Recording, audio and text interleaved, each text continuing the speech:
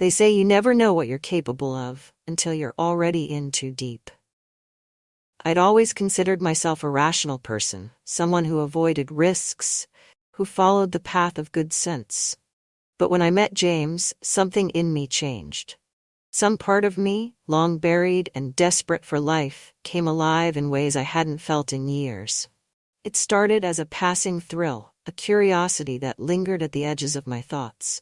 He was half my age, wild and free, with an intensity that made me feel seen in a way I hadn't in decades. But what began as a quiet desire grew into something far more dangerous, a tangled web that unraveled everything I thought I knew about myself.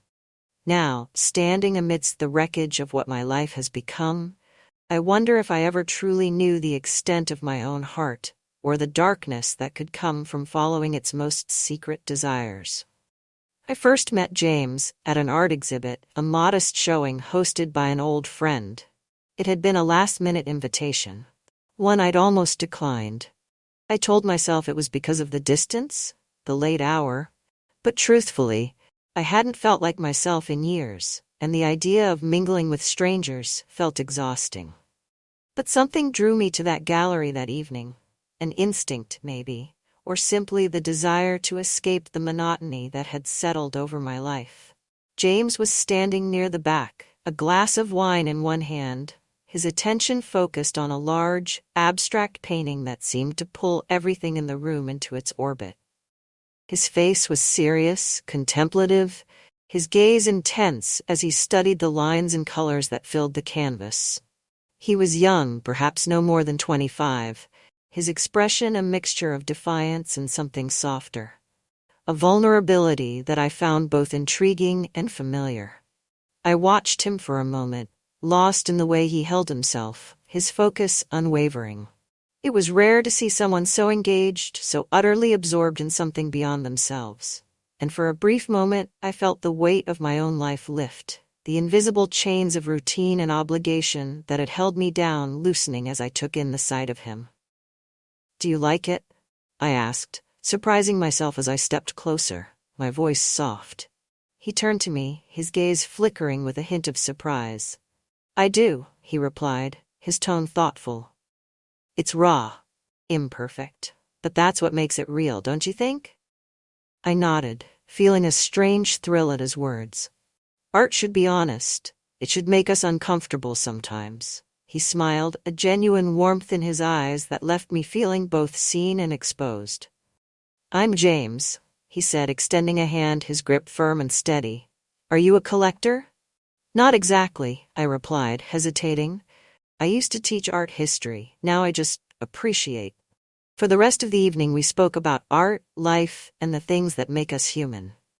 There was an intensity in him, a hunger that reminded me of myself before life had settled into a series of comfortable routines. By the time we said goodbye, I felt lighter, as though I'd glimpsed a piece of myself I'd forgotten existed. And as I drove home, my mind lingered on him, on the way his eyes had held mine, as if he could see past the walls I'd built around myself. I told myself it was just a moment, a harmless encounter that would fade with time. But deep down, I knew that something had shifted, a quiet thrill blossoming in my chest that I hadn't felt in years. I returned to the gallery a week later. I didn't admit it to myself then, but the decision was deliberate, an excuse to see James again. I told myself it was to admire the art, to reconnect with old friends, but deep down, I knew he was the pull. The gallery was quieter that night, the crowd smaller, and James stood alone by a painting, his shoulders tense, his gaze focused on some unseen point in the distance. I approached him, and his face softened when he saw me. "You came back," he murmured, a hint of surprise in his voice. "I did," I replied, feeling a warmth spread through me. "I wanted to see the exhibit again, and maybe talk more about art with someone who understands it the way you do." We spent hours in conversation that night, walking through the gallery as we spoke about our lives, our frustrations, our dreams. James told me about his struggles with money, the constant pressure to create, and the emptiness that often lingered in his life. He spoke of feeling adrift, as though his art was the only thing keeping him grounded. I listened, drawn to his honesty, to the way he laid himself bare without shame or fear. It had been years since anyone had shared themselves with me so openly, and I found myself feeling a kinship with him, a connection that defied explanation. By the end of the evening, as we stood in the gallery's dimly lit hallway, he reached for my hand, his touch sending a shiver down my spine. I felt myself leaning in, the boundaries I'd once held so carefully slipping away. And when he pressed his lips to mine, I didn't pull away. Instead, I let myself be swept up in the thrill of it, the quiet rebellion against a life that had grown stagnant and predictable. I knew it was wrong, that my husband, my daughter, my entire world would shatter if they knew. But in that moment, all I could think of was the way James made me feel. Alive, desired, seen. It was a feeling I hadn't experienced in years, and I was willing to risk everything to hold on to it. Frank had always been a practical man. He noticed things, small shifts in routine, the subtle signs of change, and though he rarely pried, I could see his suspicion growing. He'd ask questions, his tone casual, his gaze searching as he tried to make sense of my newfound interest in late-night gallery events and art shows. One evening, as I prepared to leave for another rendezvous with James, Frank stopped me, his expression a mixture of confusion and concern. "Marge, is everything okay?" he asked, his voice calm, but edged with something sharper, something that told me he wasn't convinced by my usual excuses. I forced a smile, hoping it looked natural. "Of course. I think I needed a hobby, something to keep my mind busy." He nodded, but his eyes lingered, watching me with a curiosity that left me feeling exposed. I hurried out the door, my heart racing, the thrill of my affair tempered by the realization that my life was becoming a series of lies, each one stacking precariously on top of the last. That night, I couldn't shake the feeling of guilt that gnawed at me, the awareness that Frank's trust, once unwavering, was slipping through my fingers. And yet, even as I wrestled with my conscience, I found myself unable to let go of James, unable to step back from the life I'd tasted, the freedom that felt both dangerous and exhilarating. Our relationship deepened with each encounter, and soon I was spending entire evenings at his apartment, surrounded by his unfinished paintings and the smell of turpentine. It was in that space, cocooned from the outside world, that James began to open up, his voice soft, almost vulnerable, as he shared the secrets of his past. He told me about his father, a man who had left him and his mother when he was just a boy, the resentment that had shaped his view of relationships. He spoke of his struggles with trust, the betrayal he felt every time someone walked out of his life, and the anger that simmered beneath his calm exterior. "People always leave, Margaret," he whispered one night, his eyes dark and distant. "They pretend to care, to stay, but in the end they always leave. That's why I don't let people in anymore." His words struck a chord in me, stirring something I'd long buried beneath years of routine and duty. I felt a strange urge to protect him, to be the one person who wouldn't leave, who would see him for who he was and stay by his side. "I'm here," I replied, my voice barely a whisper, "and I'm not going anywhere."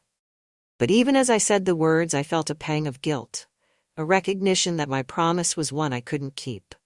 My life was already fractured, divided between two worlds, and I knew that eventually one would consume the other, leaving me to pick up the pieces of whatever was left. My daughter Laura was perceptive, far more than I had given her credit for. She noticed the changes in me, the late nights, the distracted glances, the way I seemed to drift in and out of conversations as though my mind was somewhere else entirely. She asked questions, her voice gentle but insistent, a quiet worry in her gaze as she tried to piece together the truth. One afternoon, as we sat together in a cafe, she leaned across the table, her expression serious. "Mom, are you okay?" she asked, her tone gentle. "You've seemed different lately." distant. I forced a smile, brushing off her concern with the same excuses I'd given Frank. But Laura was persistent, her eyes searching mine, her worry growing as she sensed the truth hidden beneath my carefully chosen words. "Is there someone else?" she asked finally, her voice barely above a whisper. Her question took me by surprise, the bluntness of it cutting through my defenses, leaving me exposed. I wanted to deny it, to reassure her, but the look in her eyes told me she already knew, that the lie would only deepen the distance between us. I reached across the table, taking her hand in mine, my voice trembling as I whispered, "It's complicated, Laura. I never meant for this to happen." Her expression softened, a mixture of hurt and understanding, as she squeezed my hand. Her gaze filled with a quiet sorrow, and in that moment I realized the extent of the damage I had caused, the lives I had entangled in my web of secrets and lies. "Just be careful, Mom," she murmured, her voice thick with emotion. "Please, be careful." Frank's suspicion had grown into a silent determination, a need for answers that led him to hire Detective Marlowe, a private investigator with a reputation for uncovering the truth, no matter how well it was hidden. Marlowe was discreet, his methods calculated, and within days, he had gathered enough evidence to confirm Frank's worst fears. When Frank confronted me, his face was a mask of calm fury, his voice steady, but laced with hurt as he presented the photos Marlowe had taken.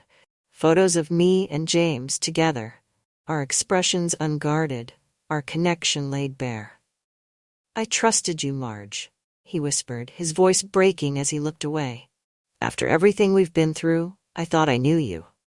I wanted to explain, to tell him that I had felt trapped, that I had lost myself in the routines of our life, but the words felt hollow, inadequate in the face of his pain. I could see the trust we had shared slipping away, leaving a chasm that I knew I would never be able to bridge. He left that night, his footsteps heavy, his silence louder than any words he could have spoken. And as I sat alone in the empty house, the weight of my choices pressed down on me. The thrill of my affair fading into a quiet despair that left me feeling more isolated than ever. The thrill of my meetings with James had faded, replaced by a quiet unease. He began talking about the future in ways that unsettled me, hinting at a life we could share, far away from my current world. At first I brushed it off as youthful idealism, a dream that would eventually lose its shine. But as his hints grew bolder, they became tinged with something darker. One evening, as we sat in his cluttered studio, he spoke about his financial troubles, his debts piling up, and the pressures of maintaining his art career. I felt a familiar urge to help, but this time it felt as though he expected it. His words took on an edge, a quiet expectation that unsettled me. "You don't have to stay stuck, Margaret," he murmured, his voice low as he took my hand. "We could build a life together, just the two of us. All we need is a fresh start, a bit of funding to get us going." His gaze bore into mine, the weight of his words sinking in. I realized then that he wasn't just talking about a life together. He was implying that I should leave my current life behind, along with the financial security that came with it. His eyes held a desperation that frightened me, and for the first time, I began to see him for who he truly was. A man willing to manipulate and use others to escape his own mistakes. I pulled my hand away, the disillusionment settling in as I looked at him, seeing the shadows that lay beneath the surface of his charm. He noticed my hesitation, his gaze hardening as he leaned closer, his voice dropping to a whisper. "Don't act like you don't need this too, Margaret. You were the one who came to me, remember?" His words stung. A bitter reminder of my own choices, my own weakness. But as I left that night, I knew that whatever fantasy I had clung to was over, that the man I had once seen as a kindred spirit was in truth something far more dangerous. The next day, Laura called, her voice tense and urgent. She asked me to meet her at a cafe, her tone leaving little room for refusal. When I arrived, her expression was grim, her gaze unwavering as she fixed her eyes on mine. I braced myself, sensing that whatever she had to say was bound to cut deep. "Lam," she began, her voice trembling slightly. "I know about James. I know you've been seeing him." Her words hit me like a blow, the shock and shame mingling as I searched for something to say, some way to soften the truth. But before I could respond, she leaned forward, her voice hardening. "He's dangerous, Mom. I've done some digging, and he has a record, a history of manipulating people, especially women. He's using you." The accusations sank in, each word sharpening the guilt I'd tried to suppress. Part of me wanted to defend him, to tell her she was wrong, but I couldn't ignore the evidence she had gathered, the truth she had uncovered. I felt my resolve falter, my confidence in James crumbling as Laura continued. "I'm not saying this to hurt you," she murmured, her tone softening. "I'm saying it because I love you, and I don't want you to get hurt. Please, end it, before it's too late." I sat in silence, the weight of her words settling over me. I had fallen into a trap, blinded by the thrill, by the sense of escape he had offered. And as I looked into her eyes filled with concern and fear, I knew she was right. I had to end things, to pull myself back from the edge before I lost everything. My decision to end things with James was easier in theory than in practice. He had become a part of my life, an escape I had clung to when the walls of my world felt suffocating. But as I prepared to face him, to tell him it was over, Frank approached me, his expression steely and unreadable. "I know about James," he said, his voice a quiet fury. He held a file, and as he handed it to me, I saw photos of me and James, together in places I thought were private. Each image was a reminder of my betrayal, a testament to the lies I had told and the trust I had broken. "I've hired a lawyer," he continued, his gaze unwavering. "If you don't end things with him, I'll proceed with a divorce, and I'll make sure everyone knows the truth." I felt the ground shift beneath me, the walls of my life closing in as his ultimatum sank in. I had underestimated Frank's resolve, his willingness to take action to protect himself and the life we had built. I knew then that my affair with James had cost me more than I had realized, that the consequences of my choices were more far-reaching than I had imagined. That evening, as I prepared to meet James, I resolved to end things once and for all, to cut ties before the damage became irreversible. But as I drove to his studio, a part of me wondered if it was already too late. When I told James it was over, his reaction was nothing like what I had expected. Instead of pleading or apologizing, his face hardened, his gaze cold as he stared at me, his expression unreadable. "You think you can just walk away, Margaret?" he murmured, his voice low, almost a growl. "After everything we've shared, after everything I've done for you?" The words sent a chill down my spine, his tone carrying an edge I had never heard before. I tried to reason with him, to explain that I couldn't continue, that I had a family to consider, but he cut me off, his gaze sharp and unyielding. "You don't get to make that decision," he hissed, stepping closer. "I know things, Margaret. Things that could ruin you. If you try to walk away, I'll make sure everyone knows exactly who you are."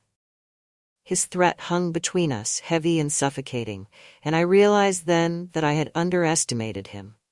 I had seen only the side of him that he had shown me, the charm, the vulnerability, but beneath it lay a darkness, a willingness to manipulate, to control. I had given him the power to destroy me, and now he was wielding it without hesitation. I left his studio that night feeling trapped, the weight of his threats pressing down on me, leaving me no escape. The thrill I had once felt was gone, replaced by a dread that settled deep within me, a quiet terror that reminded me of just how much I had risked and lost. A week later, I returned home to find my house in disarray. Drawers were open, papers scattered, and valuables missing. Panic surged through me as I called out, fearing for my safety, but the silence that greeted me was unnerving. I called Frank, and he arrived within minutes, his face grim as he took in the damage. The police arrived shortly after, combing through the mess, and as they took my statement, a sinking feeling settled over me. I knew, without question, that James was behind it, that this was his way of showing me the consequences of defying him. A note was left behind, hidden among the scattered belongings. "This isn't over, Margaret." The words left me shaken, a reminder that James was watching, waiting, and willing to escalate if I didn't comply. Frank, seeing my distress, offered a rare moment of comfort, his anger tempered by a quiet determination to protect me.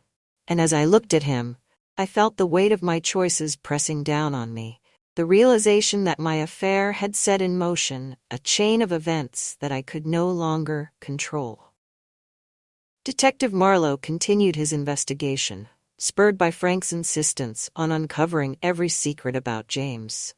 One evening, he came to me with a file, his expression grim as he handed it over. I could tell from his face that what he'd found would shake me, but I was unprepared for the depths of betrayal contained within those pages. James wasn't just a struggling artist. He was a man with a history of targeting vulnerable women.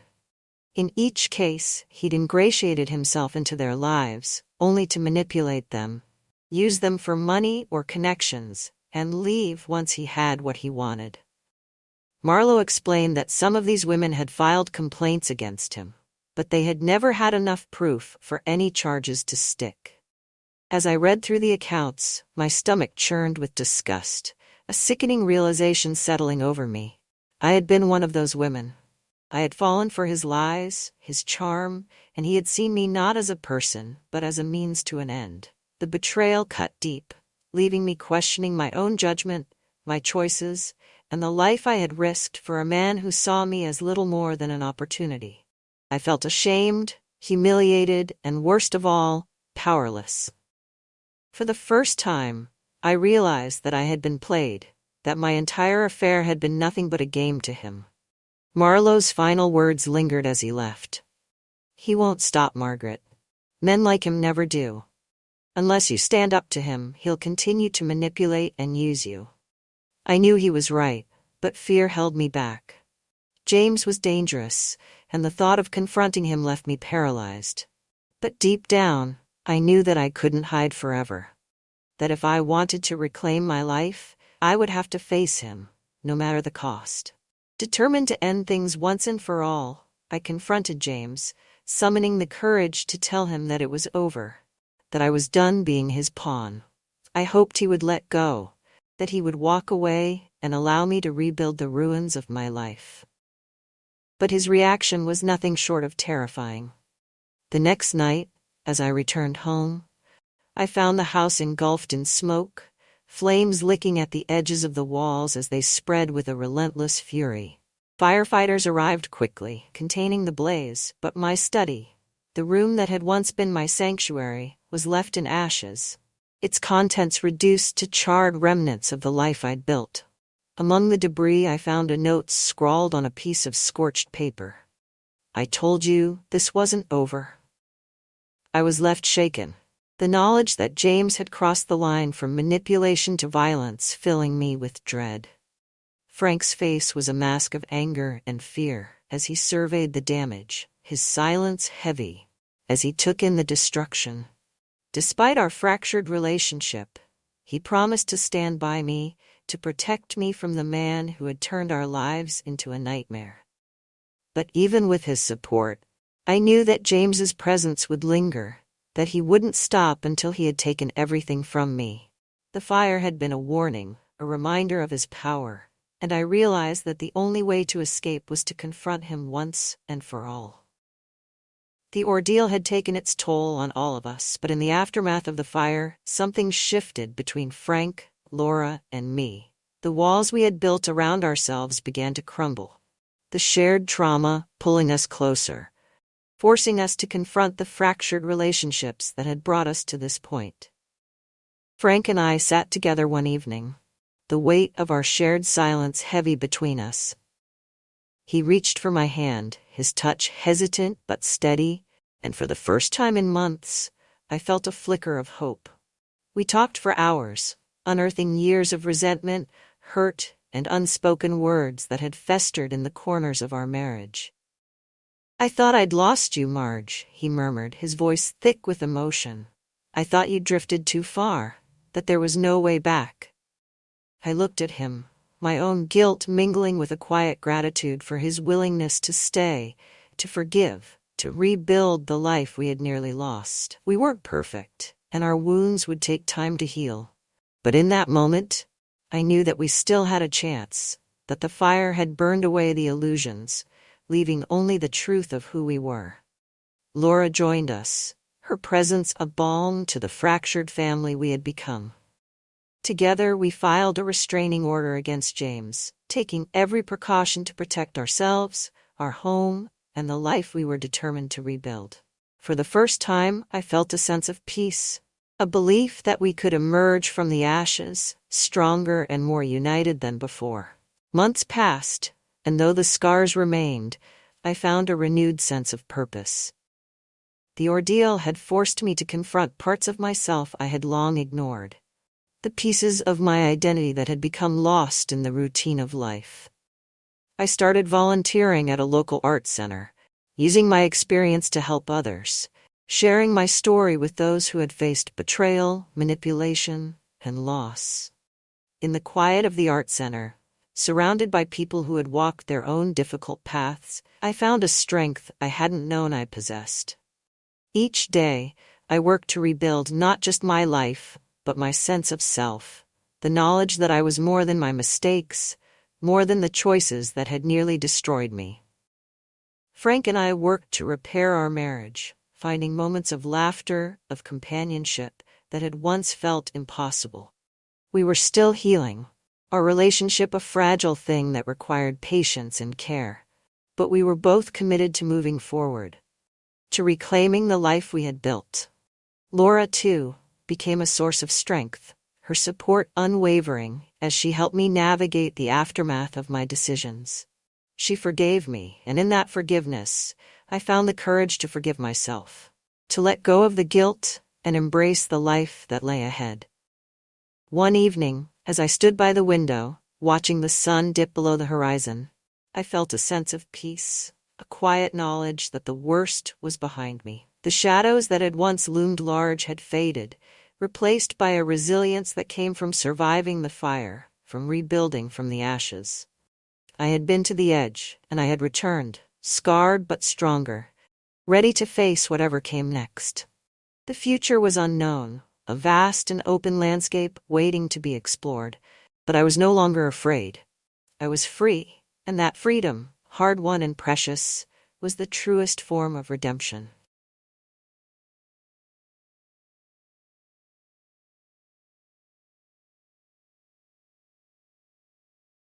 There are moments in life that mark a permanent shift. They come without warning, often disguised as something mundane, yet they leave everything altered in their wake. For me, it happened on an otherwise unremarkable Tuesday afternoon. I had just finished folding a load of laundry, my hands busy with the familiar routine of stacking towels and pairing socks. My stepson, Evan, had moved back in a few months ago, and his presence was a constant reminder of the growing emptiness in my marriage to Victor. At 55, I had grown used to solitude, even while sharing a house. Victor's work kept him away most days, leaving me to keep up the facade of a functioning household. The shower had been running for a while, the muffled sound barely registering as I walked down the hall with the laundry basket tucked against my hip. I passed the bathroom door, my thoughts elsewhere, when it opened suddenly. There he was, Evan. Fresh out of the shower, water dripping from his hair, his body slick and bare in the cool light spilling from the bathroom. For a split second, neither of us moved. My breath caught as I realized what I was seeing, my gaze darting involuntarily downward before I snapped it back up. His face burned red as he quickly turned, grabbing for the towel he'd left hanging on the rack inside the bathroom. "Oh, God, I forgot my towel," he stammered, his voice tight with embarrassment. Evan, I didn't see anything," I blurted, even though we both knew it wasn't true. Sorry, I didn't think anyone was." His words tumbled over themselves as he wrapped the towel hastily around his waist. I motioned vaguely toward his room, backing away with a speed that nearly sent the laundry basket tumbling to the floor. My cheeks felt like they were on fire as I retreated down the hall, my pulse pounding in my ears. I spent the rest of the afternoon replaying the moment in my mind, trying to convince myself it was nothing, a silly, awkward accident that we would laugh about later. But the truth was, I couldn't shake the image. It lingered, vivid and undeniable, and with it came a wave of confusion I wasn't prepared to face. By the time dinner rolled around, the tension between us was palpable. Evan avoided my eyes, keeping his responses short and polite as Victor talked about his latest business deal. I, too, stayed quiet, my mind spinning with thoughts I had no business entertaining. It should have ended there. It should have been a fleeting, uncomfortable memory we both forgot in time. But life, I've learned, has a way of complicating even the simplest of moments. And that moment wasn't simple. Not even close. After that afternoon, things between Evan and me shifted in ways that neither of us could fully address. The tension was subtle but undeniable, like a thread stretched too tight, ready to snap. Victor remained blissfully unaware of the undercurrent running through the household, caught up in his endless work calls and late nights at the office. He would sit at the kitchen table, droning on about mergers and market shares, while Evan and I exchanged awkward glances over our plates. For the first few days after the bathroom incident, I avoided him whenever possible. I kept my chores limited to areas of the house I knew he wouldn't be in, and I made sure to stay out of the living room when he was watching TV. But avoidance only made the tension worse. It was nearly midnight when I wandered into the kitchen one night, unable to sleep. The house was dark, the faint hum of the refrigerator the only sound. I was reaching for a glass from the cabinet when the sound of footsteps startled me. "Can't sleep either?" Evan's voice came from behind me. I turned, clutching the glass like a lifeline. He stood in the doorway, wearing a t-shirt and sweatpants, his hair slightly mussed from what I assumed had been a failed attempt at sleep. "No," I said, forcing a smile. "Just thought some tea might help." He nodded, stepping closer. "Same here. Mind if I join you?" I hesitated but nodded. "Of course not." We worked in silence for a moment, him filling the kettle while I fetched tea bags from the pantry. It felt strange, standing so close to him in the quiet of the night. The awkwardness from earlier in the week still hung between us, though neither of us mentioned it. As we waited for the water to boil, Evan leaned against the counter, his arms crossed. "About the other day," he began, his voice low. I froze, my hand gripping the edge of the counter. "We don't need to talk about it," I said quickly. "I think we do," he said. "It's been weird since then, and I don't want it to be." I met his eyes for the first time since that afternoon, and the sincerity there caught me off guard. "It was an accident," I said, my voice barely above a whisper. "Let's just forget it ever happened." He nodded slowly, but the look in his eyes told me he wasn't convinced. In the days that followed, I found myself noticing things about Evan I hadn't before. The way he smiled when he was lost in thought. The sound of his laugh when he watched one of his favorite sitcoms. It wasn't just that he was handsome, though he was. It was the way he carried himself, a quiet confidence that had developed since the last time he'd lived here. One evening, as I folded laundry in the living room, he came in and flopped onto the couch, his long legs stretched out in front of him. "Want some help?" he asked, gesturing to the pile of clothes. I laughed softly. "Do you even know how to fold a fitted sheet?" "Nope," he admitted with a grin. "But I can pretend." He scooted closer, grabbing one of the shirts and mimicking my movements. It was a small, harmless moment, but when our hands brushed, I felt my breath hitch. I pulled back quickly, hoping he hadn't noticed. "You okay?" he asked, his brow furrowing. "Fine," I said, a little too quickly. "Just tired." He didn't push, but the way he looked at me lingered long after he'd gone to bed. Victor announced another business trip over breakfast one morning, his tone matter of fact. "I'll be gone for about a week," he said, barely looking up from his phone. "Another one?" I asked, trying not to sound too relieved. He shrugged. "It can't be helped. You'll be fine here, won't you?"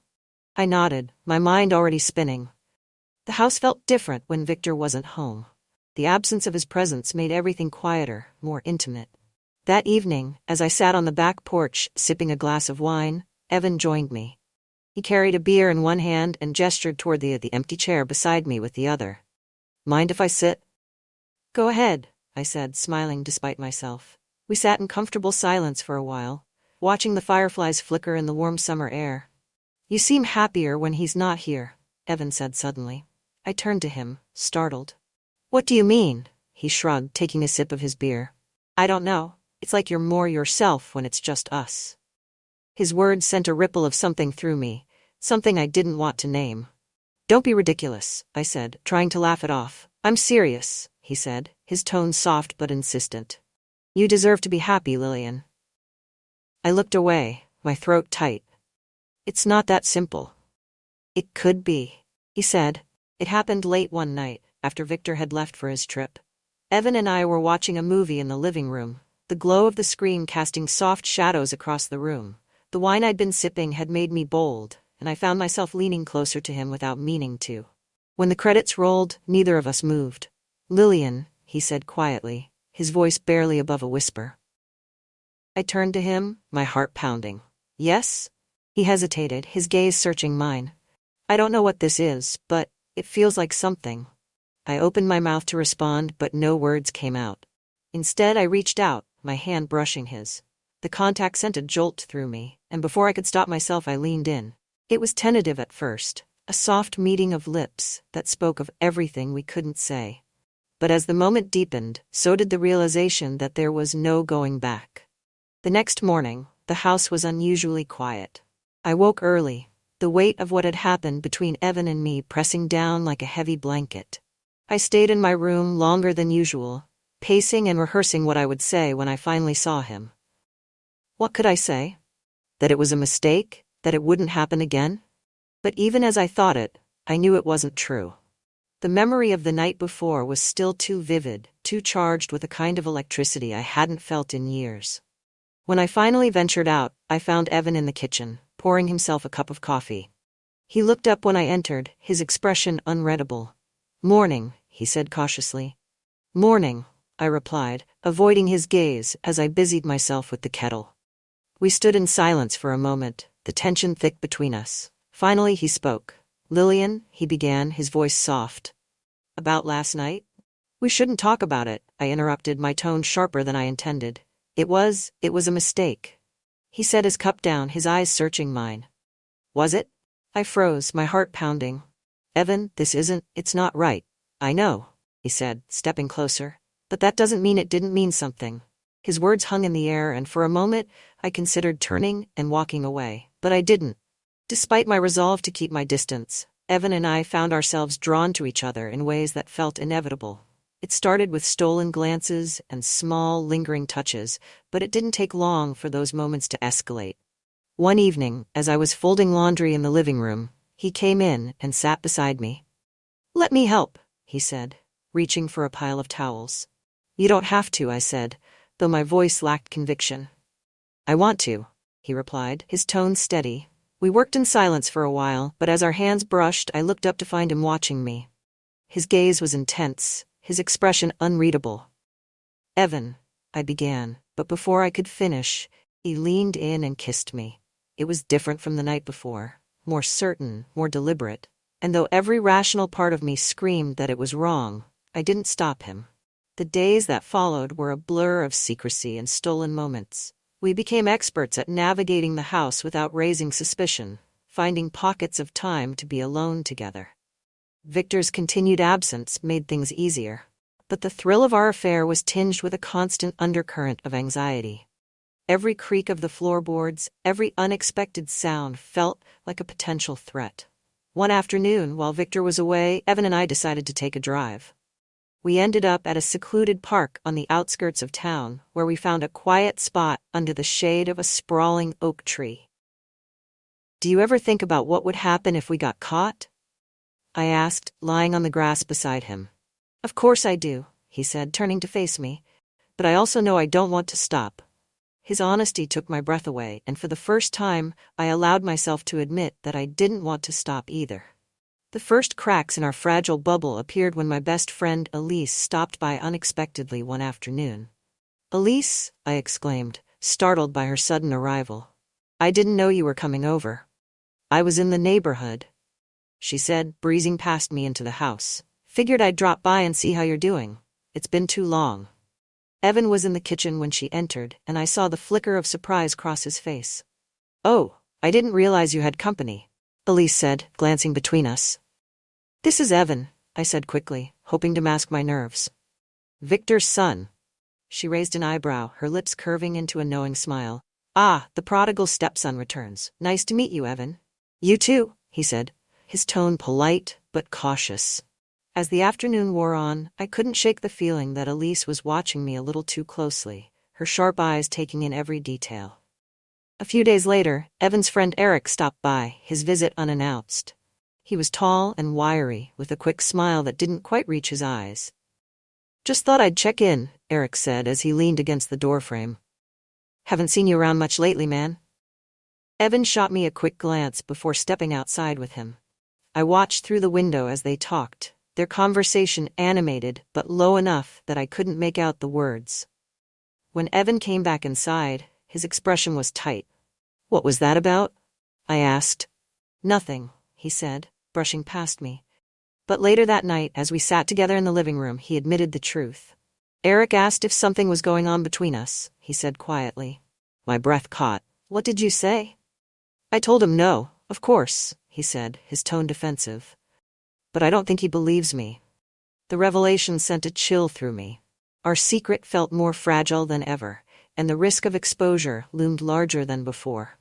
The closest we came to being caught happened on a Sunday morning. Victor had returned home unexpectedly, claiming he wanted to spend the weekend with his family. We played the part of a normal family, Victor reading the newspaper at the kitchen table, me cooking breakfast, and Evan sitting on the couch scrolling through his phone. But as I reached for a plate from the cabinet, Victor looked up suddenly. Evan, he said, his tone casual. You've been spending a lot of time here lately? Don't you have friends to see? A life to live? Evan glanced at me before answering. Just trying to save some money while I figure things out. Victor nodded, but didn't seem convinced. Later, as Victor took a call in the study, Evan pulled me aside. We have to be more careful, he whispered, his tone urgent. I know, I said, my voice barely audible. I'll handle it. But even as I said the words, I wasn't sure how much longer we could keep our secret. Victor's sudden arrival back home from yet another shortened trip caught me off guard. The house had been quiet that morning, with Evan in his room and me enjoying a rare moment of peace on the back porch. When I heard the front door open, the familiar creak startled me. Victor? I called, stepping into the house. Surprise, he said, setting his briefcase down and loosening his tie. I finished early, so I thought I'd come back and spend the weekend with you two. My pulse quickened, though I forced a smile. That's great. You should have called. I could have picked something up for dinner. He waved me off. No need. I'm just glad to be home. But his presence brought a heaviness to the house, a reminder of the boundaries Evan and I had been tiptoeing over. At dinner that night, the conversation was strained. Victor, ever the disciplinarian, seemed eager to grill Evan about his plans. So, Victor began, cutting into his steak. What's next for you, Evan? You've been here a while now. Time to start making some decisions, don't you think? Evan bristled, setting down his fork. I've been applying to jobs, Dad. It's not exactly an overnight process. Victor raised an eyebrow. You might have better luck if you weren't lounging around the house all day. Victor? I interjected, my voice sharper than I intended. He's been helping out around the house too. Give him some credit. The silence that followed was deafening. Victor's eyes flicked to me, his expression unreadable. I didn't realize you two were so close, he said finally, his tone casual but laced with an edge I couldn't ignore. Evan shot me a quick glance, and I knew we'd have to be more careful. As if the tension with Victor wasn't enough, another complication arrived the following week in the form of Brianna, Evan's ex-girlfriend. She showed up on a Saturday afternoon, her knock on the door startling me out of a quiet moment in the kitchen. When I opened the door, there she was, tall, blonde, and oozing confidence. Hi, she said brightly. Is Evan home? I froze for a moment before stepping aside. He's upstairs. I'll let him know you're here. Evan's reaction to seeing her was a mix of surprise and annoyance. "Brianna, what are you doing here?" "I wanted to see you," she said, brushing past him into the living room. "We haven't talked since everything." I hovered in the kitchen, pretending not to listen as their conversation carried on. "You can't just show up like this," Evan said, his tone low but firm. "Why not?" she shot back. "You didn't seem to care about boundaries when we were together." When she left an hour later, her parting words to him sent a chill through me. "I'll see you soon, Evan, whether you like it or not." Elise's intuition had always been razor sharp, and my recent behavior hadn't escaped her notice. When she invited me out for coffee one morning, I knew she had something on her mind. "You've been distracted lately," she said, stirring her latte. "Just busy," I replied, avoiding her gaze. She leaned forward, her voice dropping. "Margot, I know you better than that. What's really going on?" I hesitated, torn between confiding in her and protecting the secret that had come to define my life. Finally, I settled on half the truth. "It's Victor," I said. "He's been more critical lately. I feel like I can't do anything right." Elise frowned. "And Evan? How does he factor into this?" My heart skipped a beat. "What do you mean?" "I mean, you two seem close. Closer than I remember you being before." I forced a laugh, hoping to deflect. "He's just been around more lately. It's hard not to bond when you're under the same roof all the time." Elise didn't look convinced, but she let the subject drop, for the moment. Brianna returned a few days later, this time catching Evan in the driveway as he worked on his car. I watched from the window as their conversation grew heated, her hands gesturing wildly as she stepped closer to him. Finally, I couldn't take it anymore. I stepped outside, my heart pounding. "Is everything okay out here?" I asked, my voice calm but firm. Brianna turned to me, her eyes narrowing. "Oh, hi, Margot. Didn't see you there." "Brianna," Evan said, his tone laced with warning, "this isn't the time." "Oh, I think it's the perfect time," she said, crossing her arms. "You know, Margot, Evan's been keeping some interesting secrets lately. Maybe you'd like to hear about them." My blood ran cold, but I forced a smile. "I'm not sure what you're getting at, but I think it's time for you to leave." She held my gaze for a moment before finally relenting. "Fine, but this isn't over." As she walked away, I turned to Evan. "What did she mean by that?" "She's trying to stir up trouble," he said, his jaw tight. "Don't let her get to you." But the warning in her voice lingered long after she was gone. Victor's behavior became more erratic as the days went on. He started asking more pointed questions about how I spent my time and where Evan was during the day. One evening, as we sat in the living room, he turned to me abruptly. "Margot, have you noticed anything unusual about Evan lately?" I froze, struggling to keep my expression neutral. "Unusual how?" He shrugged, his gaze sharp. "I don't know. He just seems different. And so do you, for that matter." "Victor, I don't know what you're implying," I said carefully. "I'm not implying anything," he said, though his tone suggested otherwise. The tension between us was becoming unbearable, and I knew it was only a matter of time before something gave. When Elise showed up at the house unannounced one afternoon, I should have known something was wrong. "I need to talk to you," she said, her expression serious. I led her into the living room, my nerves on edge. "What's going on?" I asked. She hesitated, then said, "I think Victor deserves to know what's happening." My stomach dropped. "Elise, you can't." "I'm doing this for you," she interrupted. "This isn't healthy, Margot. It's going to destroy you if you don't put a stop to it." Before I could respond, she stood and headed for the door. "Elise, please," I called after her. But she didn't look back. That night, Victor confronted me. Elise had gone straight to him, spilling everything she suspected. "Is it true?" he demanded, his voice shaking with anger. "Victor, I can explain," I began, but he cut me off. "Don't lie to me, Margot. I need the truth, now." I opened my mouth, but no words came. The truth hung heavy between us, impossible to deny. Victor's face twisted with fury. "Get out," he said. "Pack your things and leave. I don't want to see you here when I wake up." When Victor ordered me to leave, I felt as though the ground beneath me had crumbled. The life I had carefully built, the house I had meticulously cared for, it all suddenly felt foreign. That night, I packed a small bag, my hands trembling as I stuffed clothes and essentials into it. Evan came to my room, his face pale and tight with anger. "What's going on?" he asked, his voice low. Victor knows, I said, my voice shaking. Elise told him. Evan's jaw clenched, and he began pacing. She had no right. How could she? It doesn't matter now, I interrupted, sitting on the edge of the bed. I have to leave. No, he said, stopping in his tracks. We'll figure this out. I'll talk to him. You can't fix this, Evan, I said, tears welling in my eyes. He won't forgive me, and he won't forgive you. Evan knelt in front of me, his hands gripping mine. I won't let you go through this alone. We'll leave together if we have to. But his words, as comforting as they were, didn't ease the dread pooling in my stomach.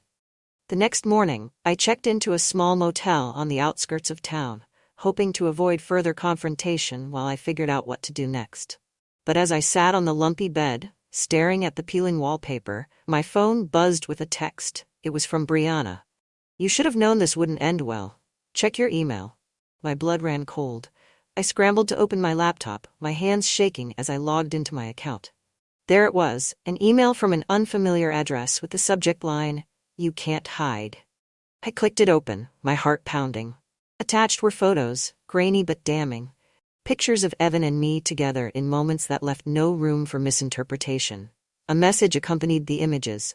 Tell Evan to cooperate, or these go to Victor and everyone else who matters. I called Evan immediately, my voice trembling. Brianna has pictures, I said, my words tumbling out in a rush. What? He asked, his voice tight with disbelief.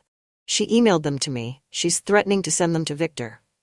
There was a long pause on the other end of the line before he spoke. We can't let her do this. We have to stop her. How? I asked, my desperation evident. I don't know yet, he admitted, but I'll figure it out, I promise. Later that evening, Victor called me. His voice was cold, controlled, and terrifying in its calmness. I want you to come back to the house tomorrow, he said. Why? I asked cautiously. Because we need to talk, all of us. The implication was clear. Evan would be there too. I spent the rest of the night in a haze of anxiety, replaying every worst-case scenario in my mind. The next afternoon, I returned to the house. The air inside was heavy with tension as Victor ushered me into the living room, where Evan was already waiting. Victor stood, his arms crossed as he glared at the two of us. So here's how this is going to go, he began. You're both going to tell me the truth. No more lies, no more evasions. Evan spoke first, his voice steady. It's not what you think. Victor cut him off with a sharp laugh. Not what I think. Evan, I have eyes. I've seen the way you two look at each other. I tried to interject, but Victor's attention snapped to me. And you, he said, his voice dripping with contempt. I trusted you. I married you, and this is how you repay me? The room fell silent, the weight of his words pressing down on all of us.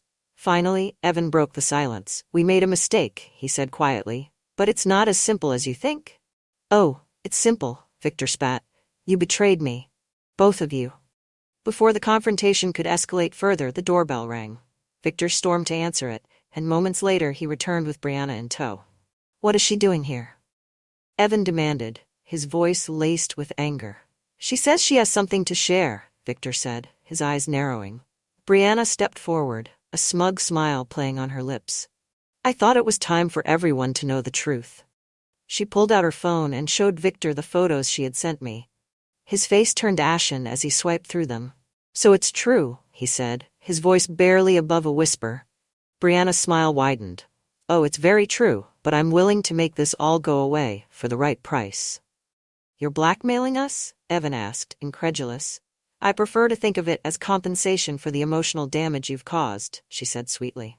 Victor's gaze shifted to her, his expression hardening. Get out of my house, he said. Brianna blinked, clearly not expecting his reaction. What? You heard me, he said, his voice rising. Get out before I call the police. For the first time she faltered, but she quickly recovered. Fine, she said, turning toward the door. But don't think this is over. After Brianna left, the house fell into an uneasy silence. Victor sat down heavily in his chair, his hands rubbing his temples. I can't believe this, he muttered. Victor, I began, but he held up a hand to stop me. I don't want to hear it, he said. Not right now. Evan stood, his posture tense. This is my fault, he said. Don't blame her for. It's both of your faults. Victor snapped, cutting him off. But as the tension reached its breaking point, Elise walked in. I think you've all had enough drama for one day, she said calmly, carrying a folder. Elise, Victor said, his voice full of bitterness, unless you're here to fix this mess, I suggest you leave. She held up the folder. That's exactly why I'm here. She handed it to Victor, who opened it cautiously. Inside were documents detailing Brianna's history of fraud and manipulation, including her recent attempt to blackmail another family. She's not your problem anymore, Elise said. I've already sent this to someone who can take care of it. Victor looked at her, stunned. Why are you helping us? Because, she said, glancing at me, sometimes people make mistakes, and sometimes they deserve a second chance. The house felt suffocating in the days after Brianna's failed blackmail attempt.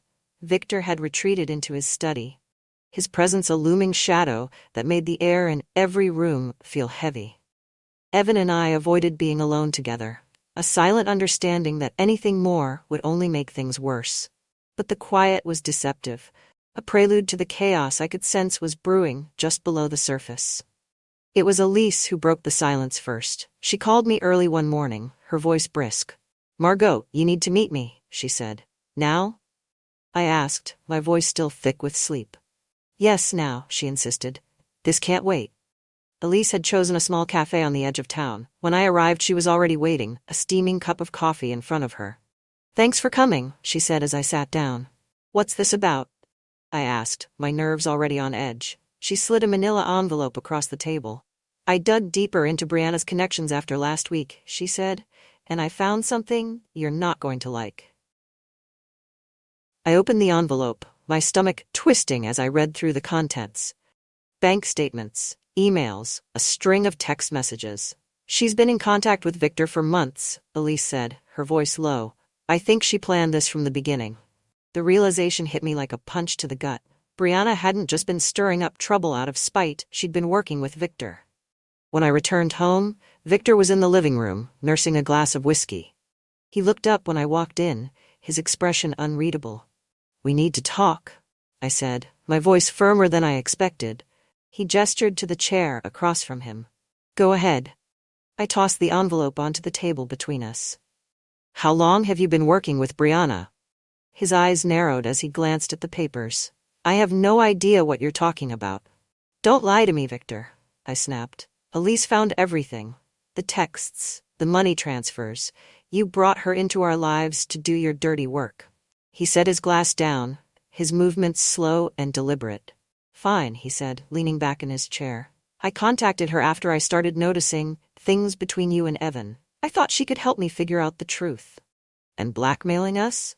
I demanded. Was that part of your plan too?